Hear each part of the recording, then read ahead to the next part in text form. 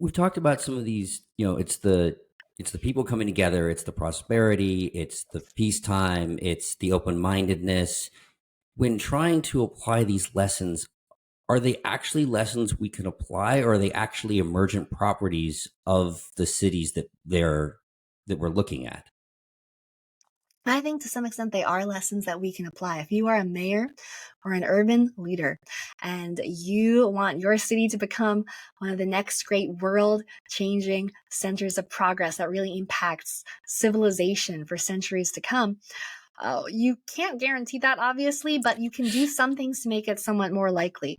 Again, you can encourage a culture of openness, of intellectual openness, and freedom to discuss controversial ideas, even. I mean, this was a huge in Amsterdam, for example, during the Dutch Golden Age. This was a city which attracted a lot of controversial thinkers, ranging from John Locke, the father of liberalism, to almost his opposite, Thomas Hobbes, the absolute monarchist defender, another famous English political philosopher. Both at different times sought out this city and took refuge there, or published books there, because other printing presses wouldn't touch some of these ideas. And that's because they were so controversial, and allowing that debate of vastly different but controversial viewpoints to play out in a marketplace of ideas, that sort of openness, that contributed to some of the great innovations that Amsterdam saw during that era in art, in business, and all sorts of different areas. And so I think that as an urban leader, I think that your city is kind of doing it right here with your saying, keep Austin weird, right? Allowing people to be different, and allowing people to discuss these different ideas that maybe aren't mainstream yet, and have those discussions, even if they're controversial, even if they all disagree with each other. I think that kind of openness, that is extremely conducive to advancement throughout history.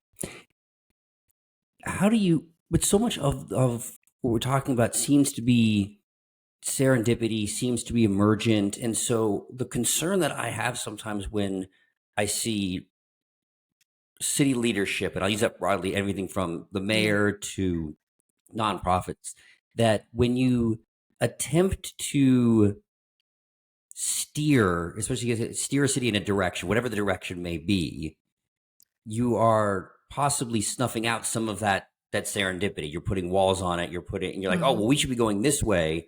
And 99% of the time, as soon as you say we should go this way, you're probably not right when it comes to innovation and those, because something else is Mhm. happening under the radar that you're not seeing.